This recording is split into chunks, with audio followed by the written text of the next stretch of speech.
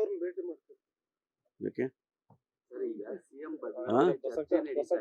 ನಿನ್ನೆ ಸಿಎಂ ಹೋಗಿ ಖರ್ಗೆ ಅವರು ಭೇಟಿ ಮಾಡಿದ್ದಾರೆ. ಅಲ್ಲೋಗಿ ಡೆಲ್ಲಿಲಿ ಹೋಗಿ ಮಿನಿಸ್ಟರ್ಗಳು ಹೋಗ್ತಾರೆ, MLA ಗಳು ಹೋಗ್ತಾರೆ. ನಂತರ ಹೈಕಮಾಂಡ್ ಎಲ್ಲೋ ಅಶಕ್ತವಾಗಿದ್ಯಾ, ಈ ಭಕ್ತ ಆಗ್ತಾ ಇದೆಯಾ ಹೈಕಮಾಂಡ್?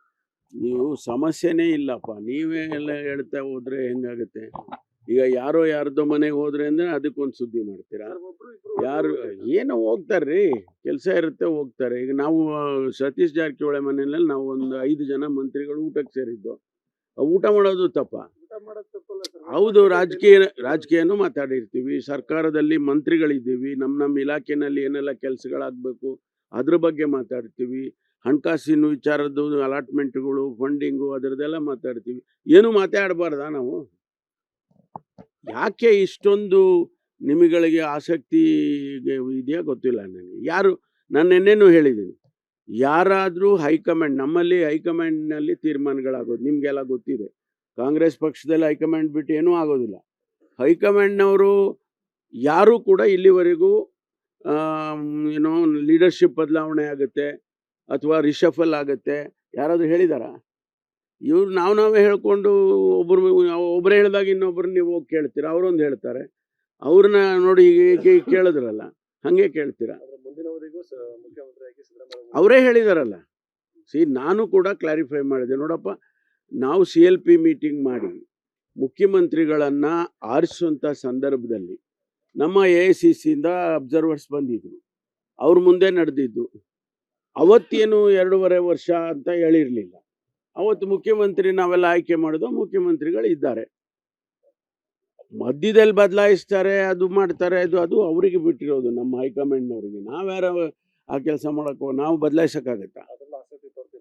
ಯಾರು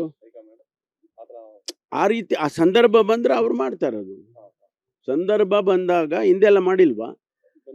ಬಂಗಾರಪ್ಪನವ್ರನ್ನ ಬದಲಾಯಿಸಿದ್ರು, ವೀರಪ್ಪ ಮೊಯ್ಲಿ ಅವರು. ಆ ಸಂದರ್ಭ ಬಂದಾಗ ಮಾಡ್ತಾರ ಅವರು. ನನಗೇನು ಆ ರೀತಿ ಅನ್ನಿಸ್ತಾ ಇಲ್ಲ. ನಾವ್ ಯಾವಾಗ್ಲೂ ರೇಸಲ್ಲಿ ಇರ್ತೀವಿ ಕಣ್ರಿ, ಅದೇನೋ ದೊಡ್ಡ ವಿಚಾರ.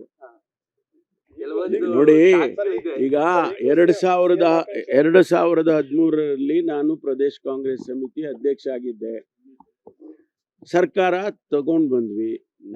ನಾನೇ ಮಾಡಿದ್ದೆ, ನಾನೊಬ್ಬನೇ ಸರ್ಕಾರ ತಂದೆ ಅಂತ ನಾನು ಎಲ್ಲೂ ಹೇಳಿಲ್ಲಪ್ಪ ಇಲ್ಲಿವರೆಗೂ. ಸರ್ಕಾರ ಎಲ್ಲರೂ ಸೇರಿ ಪಕ್ಷದಲ್ಲಿ ಕೆಲಸ ಮಾಡಿದ್ದೀವಿ, ಜನ ಓಟ್ ಹಾಕಿದ್ರು, ನಮ್ಮನ್ನು ಗೆಲ್ಲಿಸಿದ್ರು. ಆ ಸಂದರ್ಭದಲ್ಲಿ ನಾನು ಪರಾಭವಗೊಂಡೆ. ಒಂದು ವೇಳೆ ನಾನು ಗೆದ್ದಿದ್ದಿದ್ರೆ ಏನಾಗ್ತಿತ್ತೋ ಗೊತ್ತಿಲ್ಲ. ಅವತ್ತು ಹೌದು ರೇಸಲ್ಲಿದ್ರೆ ಸ್ವಾಭಾವಿಕವಾಗಿ ಪ್ರದೇಶ ಕಾಂಗ್ರೆಸ್ ಸಮಿತಿ ನಮ್ಮಲ್ಲಿ ಕನ್ವೆನ್ಷನ್ ಇದೆ, PCC ಅಧ್ಯಕ್ಷರಿಗೆ ಒಂದು ಅವಕಾಶ ಕೊಡ್ತಾರೆ. ಅದು ಕೆಲವು ಸಂದರ್ಭದಲ್ಲಿ ಆಗೋದಿಲ್ಲ. ಅದು ಗೊತ್ತಿಲ್ಲಪ್ಪ, ಕನಸೆ ಬಿದ್ದಿಲ್ಲ ಅಲ್ಲ ನನಗೆ.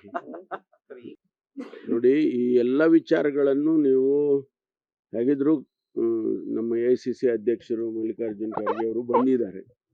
ನೀವು ಆಕ್ಸೆಸ್ ಆದರೆ ಅವ್ರಿಗೆ ಕೇಳ್ಬಿಡ್ಬೋದು. ನೀವು ನಾನೇನು ಇವಾಗ ಭೇಟಿ ಮಾಡಲ್ಲಪ್ಪ. ಅಲ್ಲ, ನನಗೇನು, ಈಗ ನಾನು ಭೇಟಿ ಮಾಡ್ತೀನಿ, ನೀವೇ ನೋಡಿದ್ದೀರಿ, ಯಾವಾಗ ಬೇಕಾದಾಗ ಹೋಗಿ ಭೇಟಿ ಮಾಡ್ತೀನಿ. ಅವರು ನಾನು ಸಣ್ಣ ಹುಡುಗನಿಂದ ನಾವು ನೋಡಿದ್ದೀನಿ ಅವ್ರನ್ನ.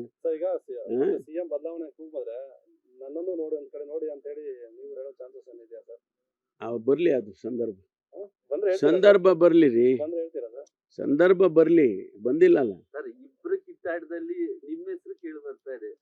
ಅದೇ ನೀವೇ ಮಾಡೋದು ಕೆಲಸ.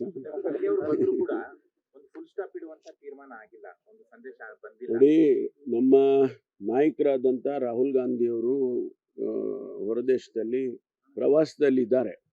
ಅವ್ರು ಬಂದ ಮೇಲೆ ಏನಾದರೂ ಅಂಥ ಬೆಳವಣಿಗೆಗಳಿದ್ರೆ ಅವರು ಚರ್ಚೆ ಮಾಡಿ ತೀರ್ಮಾನ ಮಾಡ್ತಾರೆ. ನಮ್ಮ AICC ಅಧ್ಯಕ್ಷರು, ನಮ್ಮ ಇದು ಏನಪ್ಪ ಅಂದರೆ AICC ಅಧ್ಯಕ್ಷರು ನಮ್ಮವರೇ ಇದ್ದಾರಲ್ಲ. ಕರ್ನಾಟಕದ ರಾಜಕೀಯ ಅವ್ರಿಗೆ ಗೊತ್ತಿರೋ ವಿಷಯ ಯಾರಿಗೂ ಗೊತ್ತಿರ್ಲಿಕ್ಕೆ ಸಾಧ್ಯ ಇಲ್ಲ. 50 ವರ್ಷದ ಸುದೀರ್ಘ ರಾಜಕಾರಣ ಮಾಡಿರೋರು ನಮ್ಮ ರಾಜ್ಯದವರಿದ್ದಾರೆ AICC ಪ್ರೆಸಿಡೆಂಟ್ ಅಂದರೆ ಅವರು ತೀರ್ಮಾನಗಳು ಮಾಡ್ತಾರೆ. ಅದೇನು ಯಾರೂ ಹೇಳಬೇಕಾಗಿಲ್ಲ. ಅಲ್ಲ, ಏನಾದರೂ ಇದ್ದರೆ, ಅಂಥದ್ದೇನಾದರೂ ಇದ್ದರೆ ನೀವು ಅದನ್ನ ಹೇಳದ್ನಲ್ರಿ, ಒಬ್ಬೊಬ್ಬರು ಒಂದೊಂದು ಹೇಳಿಕೆ ಕೊಟ್ಟರೆ ಗೊಂದಲ ಆಗೋದಿಲ್ಲ. ಸತೀಶ್ ಜಾರಕಿಹೊಳಿ ಒಂದಾಗ್ತೀರಾ, ಮಾದೇವಪ್ಪರ್ ಒಂದಾಗ್ತೀರಾ, ಎಲ್ಲಾರು ಡಿನ್ನರ್ ಮೀಟಿಂಗ್ ಆಗುತ್ತೆ, ದಲಿತ ನಾಯಕರು ಸಿಎಂ ಆಗ್ಬೇಕು ಅಂತ. ಇಲ್ಲ ಆಗಬೇಕು ಅಂತ ಭಾಳ ದಿವಸದಿಂದ ಕೇಳ್ತಾರೆ. ನಾವು ಸೇರಿದ ತಕ್ಷಣ ಆಗ್ಬಿಡುತ್ತಾ? ನಾವು ಊಟಕ್ಕೆ ಸೇರಿದ್ವಿ, ನಾವೇನೋ ಚರ್ಚೆ ಮಾಡ್ಕೊಂಡ್ವಿ ಅಂದರೆ ಹೌದಪ್ಪ, ನಾವೆಲ್ಲ ಸಮಾನ ಮನಸ್ಕರಿದ್ದೀವಿ. ನಮ್ಮ ಹೋರಾಟಗಳು ಈಗ ನೋಡಿ, ಒಳ ಮೀಸಲಾತಿ ಬಗ್ಗೆ ಹೋರಾಟ ಆಯಿತು, ನಾವೆಲ್ಲ ಸೇರಿಕೊಂಡು ಚರ್ಚೆ ಅನೇಕ ಸಂದರ್ಭದಲ್ಲಿ ಚರ್ಚೆ ಮಾಡಿ. ಹಾಗಾದರೆ ನಮ್ಮ ಸಮಸ್ಯೆಯನ್ನು ನಾವು ಚರ್ಚೆ ಮಾಡಬಾರ್ದಾ? ಅದಕ್ಕೆ ಸಮಾನ ಮನಸ್ಕರು ಸೇರಿದಾಗ ಇಂಥವೆಲ್ಲ ಬರುತ್ತೆ ಇಶ್ಯೂಸ್. ನೋಡಿ, ಬಿಜೆಪಿ ಅವ್ರನ್ನ ನಾವೇನು ಸರ್ಟಿಫಿಕೇಟ್ ಕೇಳ್ತಾ ಇಲ್ಲ. ಅವ್ರ ಮನೆ ಹೆಂಗಿದೆ, ಯಾಕೆ ವಿಜೇಂದ್ರ ಅವರು ಅಧ್ಯಕ್ಷರು ನಾನು ಮುಂದುವರಿತೀನಿ ಅಂತ ಇವತ್ತು ಹೇಳಿಕೆ ಕೊಟ್ಟಿದ್ದಾರೆ, ಅದ್ರ ಅಗತ್ಯ ಇದೆಯಾ? ಏನು ಅಗತ್ಯ ಇದೆಯಾ ಹೇಳಿ? ಅವ್ರು ಯಾಕೆ ಹೇಳಿಕೆ ಕೊಡ್ಬೇಕು? ಅವ್ರ ಮನೆ ಸರಿ ಮಾಡ್ಕೊಳ್ಳಿ ಮೊದಲು. ಬಿಜೆಪಿ ಅವರು ಅವ್ರ ಮನೆ ಸರಿ ಮಾಡ್ಕೊಂಡ್ರೆ ಆಮೇಲೆ ನಮ್ಮನ್ನು ಕೇಳ್ಬೋದಪ್ಪ. Thank you. ಯಾಕೆ ಈಗ ಸಿಎಂ ಚರ್ಚೆ ನಡೀತಾ ಇದೆ. ನಿನ್ನೆ ಸಿಎಂ ಹೋಗಿ ಖರ್ಗೆ ಅವರು ಭೇಟಿ ಮಾಡಿದ್ದಾರೆ.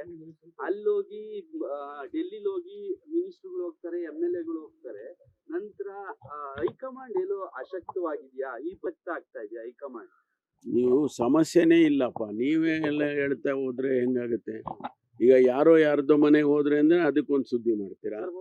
ಯಾರು ಏನೋ ಹೋಗ್ತಾರ್ರಿ, ಕೆಲಸ ಇರುತ್ತೆ ಹೋಗ್ತಾರೆ. ಈಗ ನಾವು ಸತೀಶ್ ಜಾರಕಿಹೊಳಿ ಮನೆಯಲ್ಲಿ ನಾವು ಒಂದು 5 ಜನ ಮಂತ್ರಿಗಳು ಊಟಕ್ಕೆ ಸೇರಿದ್ದು.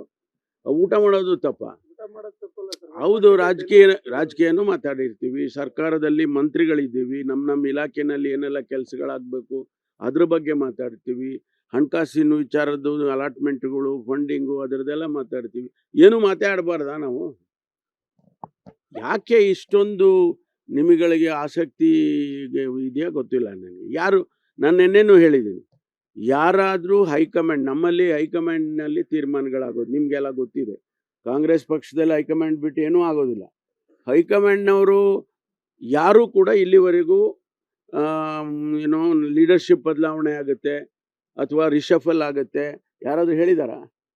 ಇವ್ರು ನಾವೇ ಹೇಳ್ಕೊಂಡು ಒಬ್ಬರು ಹೇಳಿದಾಗ ಇನ್ನೊಬ್ರು ನೀವು ಹೋಗಿ ಕೇಳ್ತೀರಾ, ಅವರೊಂದು ಹೇಳ್ತಾರೆ, ಅವ್ರನ್ನ ನೋಡಿ ಕೇಳಿದ್ರಲ್ಲ ಹಾಗೆ ಕೇಳ್ತೀರಾ? ಅವರೇ ಹೇಳಿದಾರಲ್ಲ. ನಾನು ಕೂಡ ಕ್ಲಾರಿಫೈ ಮಾಡಿದೆ, ನೋಡಪ್ಪ, ನಾವು CLP ಮೀಟಿಂಗ್ ಮಾಡಿ ಮುಖ್ಯಮಂತ್ರಿಗಳನ್ನು ಆರಿಸುವಂಥ ಸಂದರ್ಭದಲ್ಲಿ ನಮ್ಮ AICCಯಿಂದ ಅಬ್ಸರ್ವರ್ಸ್ ಬಂದಿದ್ರು, ಅವ್ರ ಮುಂದೆ ನಡೆದಿದ್ದು. ಅವತ್ತೇನು 2.5 ವರ್ಷ ಅಂತ ಹೇಳಿರಲಿಲ್ಲ. ಅವತ್ತು ಮುಖ್ಯಮಂತ್ರಿ ನಾವೆಲ್ಲ ಆಯ್ಕೆ ಮಾಡೋದು, ಮುಖ್ಯಮಂತ್ರಿಗಳು ಇದ್ದಾರೆ. ಮಧ್ಯದಲ್ಲಿ ಬದಲಾಯಿಸ್ತಾರೆ, ಅದು ಮಾಡ್ತಾರೆ, ಅದು ಅವರಿಗೆ ಬಿಟ್ಟಿರೋದು, ನಮ್ಮ ಹೈಕಮಾಂಡ್ನವರಿಗೆ. ನಾವ್ಯಾರ ಆ ಕೆಲಸ ಮಾಡೋಕ್ಕೋ? ನಾವು ಬದಲಾಯಿಸೋಕ್ಕಾಗತ್ತಾ? ಯಾರು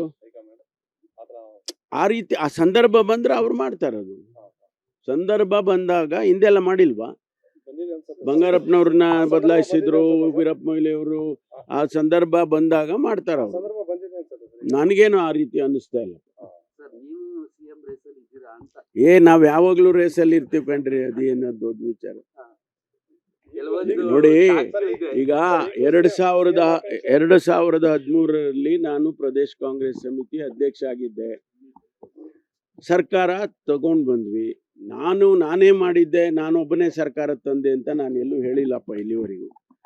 ಸರ್ಕಾರ ಎಲ್ಲರೂ ಸೇರಿ ಪಕ್ಷದಲ್ಲಿ ಕೆಲಸ ಮಾಡಿದ್ದೀವಿ, ಜನ ಓಟ್ ಹಾಕಿದ್ರು, ನಮ್ಮನ್ನು ಗೆಲ್ಲಿಸಿದ್ರು. ಆ ಸಂದರ್ಭದಲ್ಲಿ ನಾನು ಪರಾಭವಗೊಂಡೆ. ಒಂದು ವೇಳೆ ನಾನು ಗೆದ್ದಿದ್ದಿದ್ರೆ ಏನಾಗ್ತಿತ್ತೋ ಗೊತ್ತಿಲ್ಲ. ಅವತ್ತು ಹೌದು ರೇಸಲ್ಲಿದ್ರೆ ಸ್ವಾಭಾವಿಕವಾಗಿಯೂ ಪ್ರದೇಶ್ ಕಾಂಗ್ರೆಸ್ ಸಮಿತಿ ನಮ್ಮಲ್ಲಿ ಕನ್ವೆನ್ಷನ್ ಇದೆ, PCC ಅಧ್ಯಕ್ಷರಿಗೆ ಒಂದು ಅವಕಾಶ ಕೊಡ್ತಾರೆ. ಅದು ಕೆಲವು ಸಂದರ್ಭದಲ್ಲಿ ಆಗೋದಿಲ್ಲ. ಅದು ಗೊತ್ತಿಲ್ಲಪ್ಪ, ಕನಸೆ ಬಿದ್ದಿಲ್ಲ ಅಲ್ಲ ನನಗೆ. ನೋಡಿ, ಈ ಎಲ್ಲ ವಿಚಾರಗಳನ್ನು ನೀವು ಹೇಗಿದ್ರು ನಮ್ಮ AICC ಅಧ್ಯಕ್ಷರು ಮಲ್ಲಿಕಾರ್ಜುನ್ ಖರ್ಗೆ ಅವರು ಬಂದಿದ್ದಾರೆ. ನೀವು ಆಕ್ಸೆಸ್ ಆದರೆ ಅವ್ರಿಗೆ ಕೇಳ್ಬಿಡ್ಬೋದು ನೀವು. ನಾನೇನು ಇವಾಗ ಭೇಟಿ ಮಾಡಲ್ಲಪ್ಪ. ಅಲ್ಲ, ನನಗೇನು, ಈಗ ನಾನು ಭೇಟಿ ಮಾಡ್ತೀನಿ, ನೀವೇ ನೋಡಿದ್ದೀರಿ, ಯಾವಾಗ ಬೇಕಾದಾಗ ಹೋಗಿ ಭೇಟಿ ಮಾಡ್ತೀನಿ. ಅವರು ನಾನು ಸಣ್ಣ ಹುಡುಗನಿಂದ ನಾವು ನೋಡಿದ್ದೀನಿ ಅವ್ರನ್ನ. ಸಿಎಂ ಬದಲಾವಣೆ ಕೂಗಿದ್ರೆ ನನ್ನನ್ನು ನೋಡಿ ಒಂದ್ ಕಡೆ ನೋಡಿ ಅಂತ ಹೇಳಿ ನೀವು ಹೇಳೋ ಚಾನ್ಸಸ್ ಏನಿದೆಯಾ ಸರ್? ಬರಲಿ ಅದು ಸಂದರ್ಭ. ಬಂದ್ರೆ ಹೇಳ್ತೀರಾ ಸಂದರ್ಭ ಬರ್ಲಿ ರೀ, ಬಂದ್ರೆ ಹೇಳ್ತೀರಾ ಸರ್? ಸಂದರ್ಭ ಬರ್ಲಿ, ಬಂದಿಲ್ಲಲ್ಲ ಸರ್ ಇಬ್ರು ಕಿತ್ತಾಟದಲ್ಲಿ ನಿಮ್ಮ ಹೆಸರು ಕೇಳಿ ಬರ್ತಾ ಇದೆ. ಅದೇ ನೀವೇ ಮಾಡೋದು ಕೆಲಸ. ಖರ್ಗೆ ಅವರು ಬಂದ್ರು ಕೂಡ ಒಂದು ಫುಲ್ ಸ್ಟಾಪ್ ಇಡುವಂತ ತೀರ್ಮಾನ ಆಗಿಲ್ಲ, ಒಂದು ಸಂದೇಶ ಬಂದಿಲ್ಲ. ನೋಡಿ, ನಮ್ಮ ನಾಯಕರಾದಂಥ ರಾಹುಲ್ ಗಾಂಧಿಯವರು ಹೊರದೇಶದಲ್ಲಿ ಪ್ರವಾಸದಲ್ಲಿದ್ದಾರೆ. ಅವ್ರು ಬಂದ ಮೇಲೆ ಏನಾದರೂ ಅಂಥ ಬೆಳವಣಿಗೆಗಳಿದ್ರೆ ಅವರು ಚರ್ಚೆ ಮಾಡಿ ತೀರ್ಮಾನ ಮಾಡ್ತಾರೆ. ನಮ್ಮ AICC ಅಧ್ಯಕ್ಷರು, ನಮ್ಮ ಇದು ಏನಪ್ಪ ಅಂದರೆ AICC ಅಧ್ಯಕ್ಷರು ನಮ್ಮವರೇ ಇದ್ದಾರಲ್ಲ, ಕರ್ನಾಟಕದ ರಾಜಕೀಯ ಅವ್ರಿಗೆ ಗೊತ್ತಿರೋ ವಿಷಯ ಯಾರಿಗೂ ಗೊತ್ತಿರ್ಲಿಕ್ಕೆ ಸಾಧ್ಯ ಇಲ್ಲ. 50 ವರ್ಷದ ಸುದೀರ್ಘ ರಾಜಕಾರಣ ಮಾಡಿರೋರು ನಮ್ಮ ರಾಜ್ಯದವರಿದ್ದಾರೆ AICC ಪ್ರೆಸಿಡೆಂಟ್ ಅಂದರೆ ಅವರು ತೀರ್ಮಾನಗಳು ಮಾಡ್ತಾರೆ. ಅದೇನು ಯಾರೂ ಹೇಳಬೇಕಾಗಿಲ್ಲ. ರಾಹುಲ್ ಗಾಂಧಿ ಅವರು ಬಂದ ನಂತರ ಗೊಂದಲ ಬಗೆಹರಿಯುತ್ತೆ. ಅಲ್ಲ, ಏನಾದರೂ ಇದ್ದರೆ, ಅಂಥದ್ದೇನಾದರೂ ಇದ್ದರೆ ಒಂದು 6 ದಿನ ನೀವು ಅದನ್ನು ಹೇಳದ್ನಲ್ರಿ, ಒಬ್ಬೊಬ್ಬರು ಒಂದೊಂದು ಹೇಳಿಕೆ ಕೊಟ್ಟರೆ ಗೊಂದಲ ಆಗೋದಿಲ್ಲ. ಯಾವಾಗ್ಲೂ ಇಶ್ಯೂ ಆದಾಗ ದಲಿತ CM ಕೇಳಿ ಬರುತ್ತೆ. ನೀವು ಭೇಟಿ ಮಾಡ್ತೀರಾ, ಸತೀಶ್ ಜಾರಕಿಹೊಳಿ ಒಂದಾಗ್ತೀರಾ, ಮಾದೇವಪ್ಪರ್ ಒಂದಾಗ್ತೀರಾ, ಎಲ್ಲಾರು ಡಿನ್ನರ್ ಮೀಟಿಂಗ್ ಆಗುತ್ತೆ. ದಲಿತ ನಾಯಕರು CM ಆಗ್ಬೇಕು ಅಂತ ಇಲ್ಲ, ಆಗಬೇಕು ಅಂತ ಭಾಳ ದಿವಸದಿಂದ ಕೇಳ್ತಾರೆ. ನಾವು ಸೇರಿದ ತಕ್ಷಣ ಆಗ್ಬಿಡುತ್ತಾ? ನಾವು ಊಟಕ್ಕೆ ಸೇರಿದ್ವಿ, ನಾವೇನೋ ಚರ್ಚೆ ಮಾಡ್ಕೊಂಡ್ವಿ ಅಂದರೆ ಹೌದಪ್ಪ, ನಾವೆಲ್ಲ ಸಮಾನ ಮನಸ್ಕರಿದ್ದೀವಿ. ನೀವೇನಾದ್ರು ಹೇಳಿದ್ರಲ್ಲ ನಮ್ಮ ಸರ್? ನಮ್ಮ ಹೋರಾಟಗಳು ಈಗ ನೋಡಿ, ಒಳ ಮೀಸಲಾತಿ ಬಗ್ಗೆ ಹೋರಾಟ ಆಯಿತು, ನಾವೆಲ್ಲ ಸೇರಿಕೊಂಡು ಚರ್ಚೆ ಅನೇಕ ಸಂದರ್ಭದಲ್ಲಿ ಚರ್ಚೆ ಮಾಡಿ. ಹಾಗಾದರೆ ನಮ್ಮ ಸಮಸ್ಯೆನೂ ನಾವು ಚರ್ಚೆ ಮಾಡಬಾರ್ದಾ?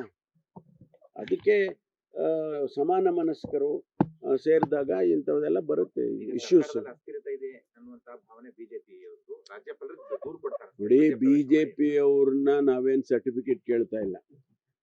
ಅವ್ರ ಮನೆ ಹೆಂಗಿದೆ, ಯಾಕೆ ವಿಜೇಂದ್ರ ಅವರು ಅಧ್ಯಕ್ಷರು ನಾನು ಮುಂದುವರಿತೀನಿ ಅಂತ ಇವತ್ತು ಹೇಳಿಕೆ ಕೊಟ್ಟಿದ್ದಾರೆ, ಅದ್ರ ಅಗತ್ಯ ಇದೆಯಾ? ಏನು ಅಗತ್ಯ ಇದೆಯಾ ಹೇಳಿ? ಅವ್ರು ಯಾಕೆ ಹೇಳಿಕೆ ಕೊಡ್ಬೇಕು? ಅವ್ರ ಮನೆ ಸರಿ ಮಾಡ್ಕೊಳ್ಳಿ ಮೊದಲು. BJP ಅವರು ಅವ್ರ ಮನೆ ಸರಿ ಮಾಡಿಕೊಂಡ್ರೆ ಆಮೇಲೆ ನಮ್ಮನ್ನು ಕೇಳ್ಬೋದಪ್ಪ. Thank you.